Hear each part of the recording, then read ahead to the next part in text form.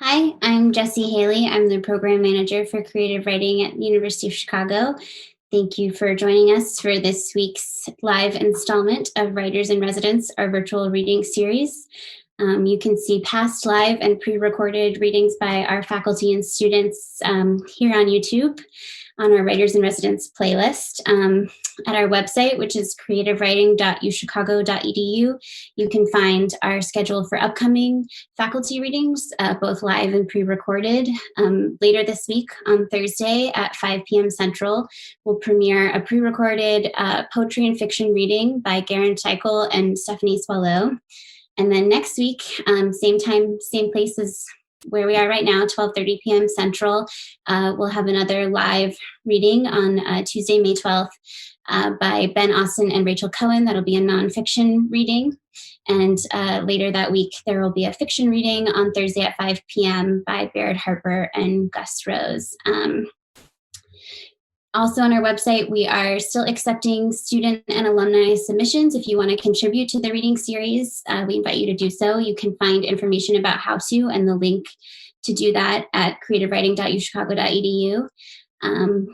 Please participate if you're thinking about it. If you have any questions, you can reach out to any creative writing staff member. Our contact is on the website. We will be captioning all live videos shortly after they go up, and the captioned versions will be on the Writers in Residence playlist. Most of those are up. We're finalizing last week's live reading from Friday, and the pre-recorded readings have captions when they go up. But if anyone has any questions or needs help with anything, please don't hesitate to reach out. And then for today's live reading, please feel free to interact in the chat, talk to each other, quote what's going on, and just enjoy this experience of listening to literature together. I'm really excited to introduce Benjamin Lytal and Sharon Pomerantz today. Benjamin Lytal's first novel, A Map of Tulsa, was published by Penguin in 2013. He's written for the Wall Street Journal, the London Review of Books, Los Angeles Times, Book Forum, The Believer, McSweeney's, Fence, etc. For 4 years, he wrote the New York Sun's recent fiction column, and he teaches nonfiction and fiction for us at the University of Chicago. Sharon Pomerantz's first novel, Rich Boy, was published by 12, and it won the National Jewish Book Award for debut fiction, and it was named Best Book of the Year from Entertainment Weekly and Booklist. Her short fiction has appeared in a bunch of literary journals, including Plowshares, Missouri Review, Michigan Quarterly Review, and on NPR's Selected Shorts program. And she's been in the Best American Short Stories Fiction Anthology.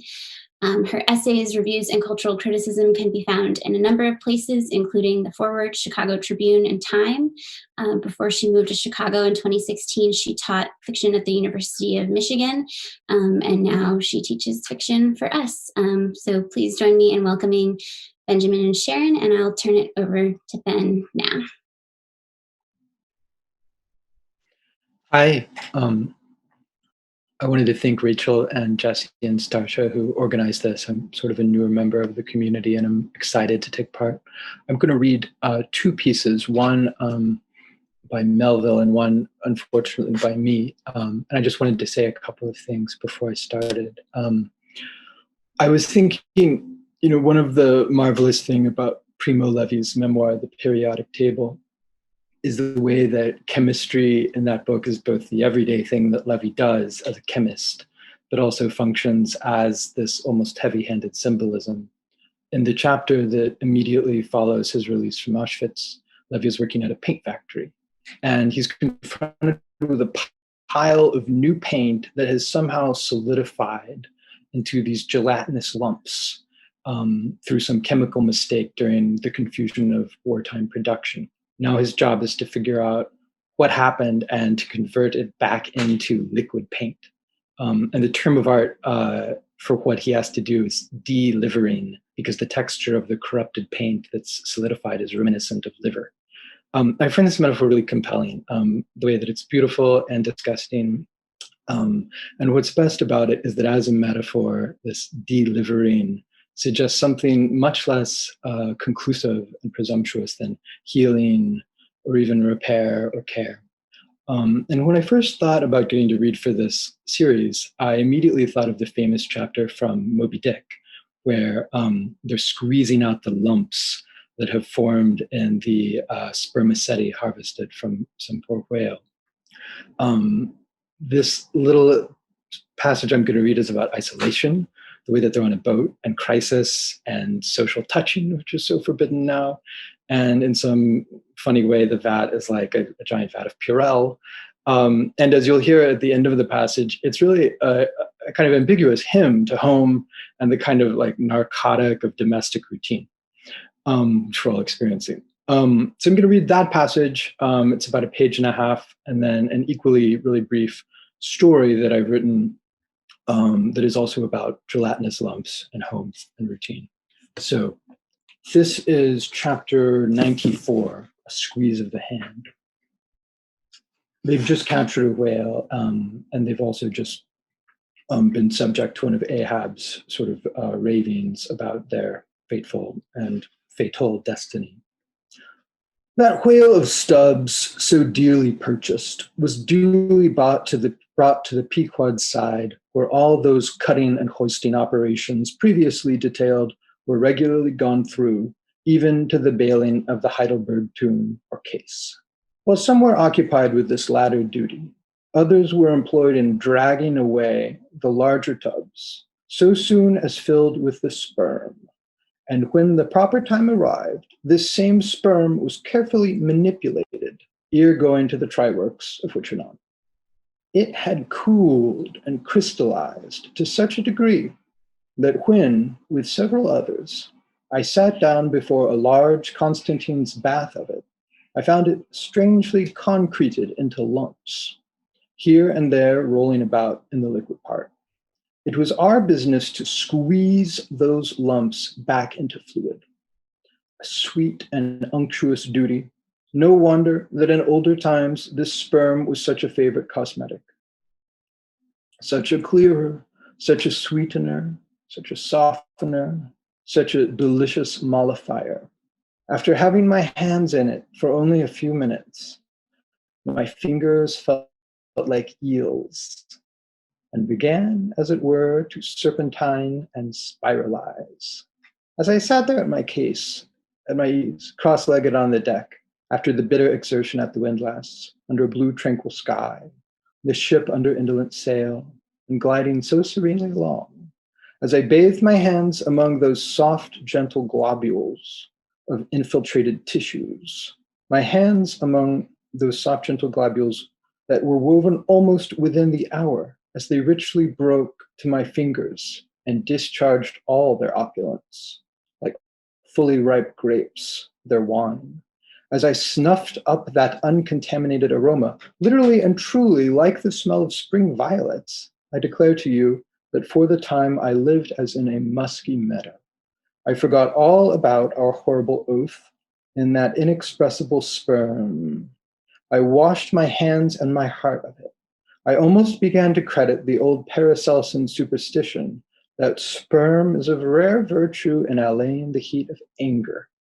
Bathing in that bath, I felt divinely free from all ill will, or petulance, or malice, of any sort whatsoever. Squeeze, squeeze, squeeze. All the morning long, I squeezed that sperm till I almost melted myself in it. I squeezed that sperm till a strange sort of insanity came over me, and I found myself unwittingly squeezing my co-laborers' hands in it, mistaking their hands for those gentle globules. Such an abounding, affectionate, friendly, loving feeling did this avocation beget, and that at last I was continually squeezing their hands and looking up into their eyes sentimentally, as much as to say, oh, my dear fellow beings, why should we longer cherish any social acerbities or know the slightest ill humor or envy? Come, let us squeeze hands all round.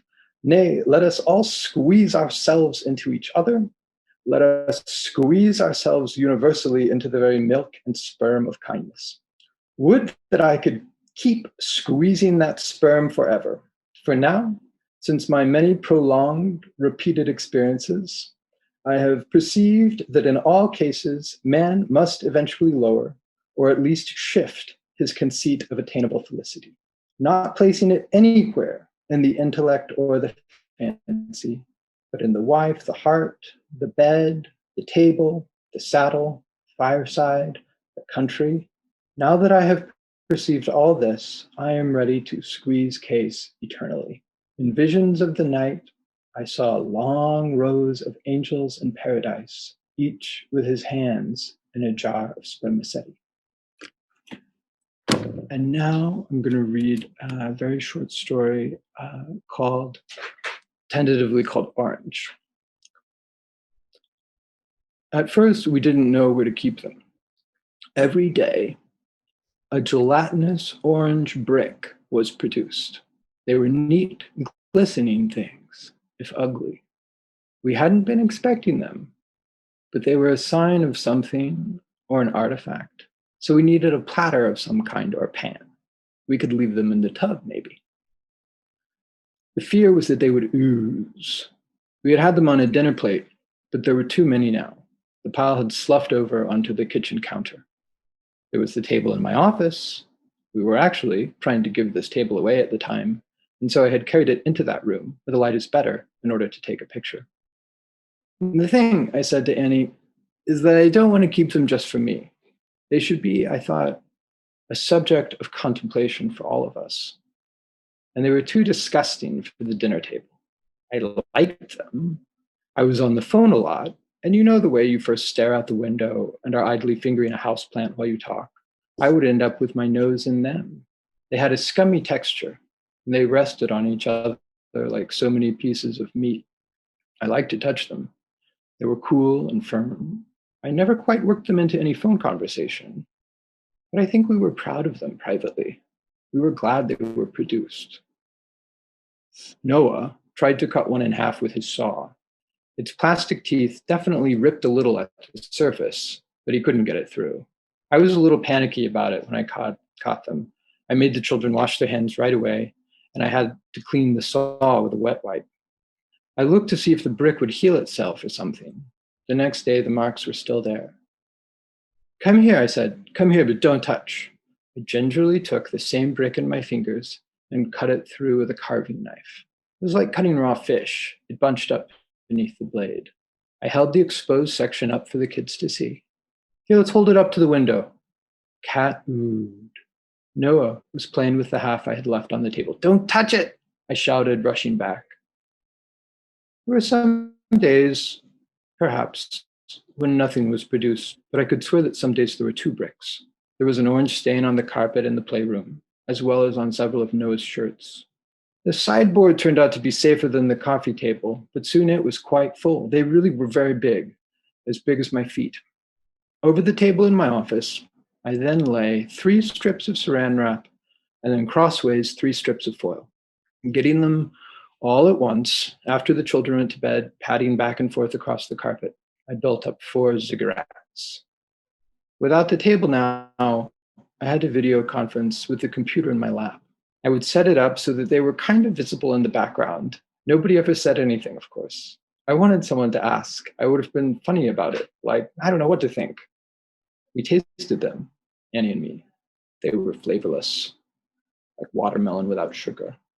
And they didn't attract flies or anything. One day, we had been meaning to for weeks. We finally cleaned the whole house. And then it took the next day too. We were so slow at it. We ignored the orange pile. A month later, Annie and I were having our tea before bed, and the kids' birthdays were coming up, and we were talking about that. It was summer now.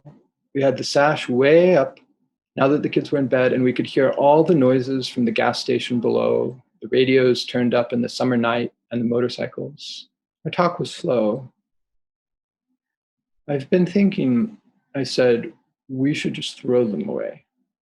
She knew what I was talking about. Do you want to do it now? I felt like we kept getting it on the doorknobs, so we propped open our front door, as well as the door to the garbage chute. Annie waited and opened the chute itself each time. I was piling them on a plate for each trip, but could only do 5 or so at a time that way. So, I got a trash bag. It took 5 trash bags. That's the end for me. And now I want to turn it over to Sharon. Thank you. Thanks, Ben. That was great. Hi, I'm Sharon Pomerantz. And it's interesting that Ben opened with talking about Primo Levi and the chemistry of paint, because I'm going to read from what I hope will be my second novel, which is about painters in New York in the mid to late 20th century. And I should say that my first novel, Rich Boy, was about a main character who came out of a row house neighborhood in working class part of Philadelphia. And the character I'm reading from today comes out of that same neighborhood, but where Robert wanted money. That was really his ambition, hence the title Rich Boy. My character, Deirdre, wants something very, very different. And in order to write about painters, of course, I had to read a lot about painters, and I continue to do that. And so today, I just thought I'd open with some of my favorite quotes from American women painters, mostly of the early to mid 20th century. And I should say that just to give a nod to the wonderful essays on the online notebook, The Frederick Project, by my colleague Rachel Cohen, who's going to be reading next week, as we heard with Ben Austin. And I've really loved that project, and I read it all the time. A lot of the quotes I'm about to read come from a great book from the 70s. I'm not even sure it's in print anymore, called American Originals, Women Artists by Eleanor Monroe. And it's interviews with a lot of very famous, wonderful women artists and not so famous women artists that were still alive in the mid to late 70s. So here are some of the quotes that inspired me and continue to inspire me as I'm writing. To strain after innovation, to worry about being on the cutting edge, a phrase I hate, reflects a concern for a place in history or one's career rather than the authenticity of one's painting. And that's from American painter Jane Freilicher. One simply found oneself in a state of commitment, and after that, there wasn't any choice except jumping off the roof. And that's from Isabel Bishop. So much is instinctive. In the end, what affects your life most deeply are the things too simple to talk about. That's Nell Blaine. And then lastly, I admired Manet, Courbet, and Degas. I hated conventional art. I began to live. And that's from Mary Cassatt. And part one, I'm just going to read a few pages from the beginning, so I don't have to explain very much. But part one, chapter one, and I do start with an epigraph from the sculptor Louise Nevelson, and the quote is, "We don't die from lack of food, we die from lack of devotion." So this is Artist Unknown. That is the working title, chapter one. In the summer of 1957, 20-year-old Deirdre Tonic moved to New York, the center of the art world, to finally get serious about painting. For the past 2 years, Deirdre had been studying art education at the Stella Adkins Tyler College of Art, living at home with our parents in a narrow row house in Northeast Philadelphia and commuting back and forth. But come the fall, she would major in fine arts at Pratt Institute in Brooklyn. While this sounds simple enough, the move itself required tremendous fortitude. She'd been squirreling away money for an escape since her early teens. And when she announced her plan, she had to fight her family with a stubbornness they'd never so much as sensed in her. Girls from her background did not leave home for college. Few went to college at all.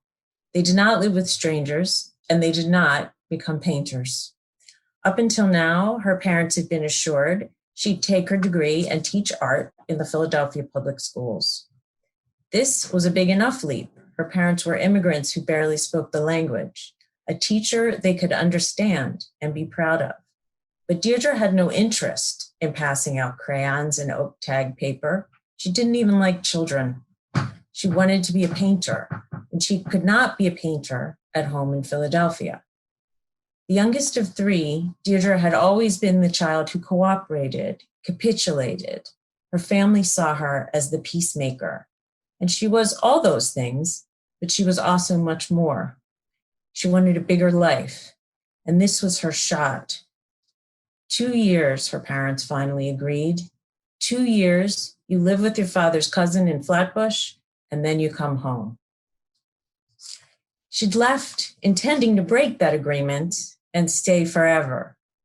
But 10 months later, as Deirdre stood among the crowd of art students pushing to get in the door at a Manhattan gallery on East 12th Street, she wondered, not for the first time, if she should give up and go home early. If timing is everything, Deirdre's had been lousy. She'd arrived in New York at the tail end of the revolution in American painting known as abstract expressionism, but had missed the struggle, the rebels storming the gate. Now the rebels were the guards, and the guards, at least the ones that really counted, didn't much like her work. One of those guards was Deirdre's painting teacher that term, Friedrich Rice, revered instructor of 2 generations of artists. Rice's tireless devotion to his students meant that he hadn't hung a solo show in 8 years. Tonight was to change that, and Rice alumni arrived at the gallery in waves, sandwiching themselves into 3 small, unventilated rooms, prepared to be fascinated. A small co-op gallery packed with so many people was rare in 1958, and Deirdre carried along on a wave of bodies, finally managed to plant herself in front of Rice's mural number 3. Loyal by nature, she wanted to love the drips, slashes, and layered waves of white, black, and gold paint textured with sand and cigarette ash. But no matter how hard she looked, to quote Rice himself, she could not truly see. All around her, she heard the soft hiss of other people's approval, but Deirdre felt nothing. Rice's advice to her week after week was always the same.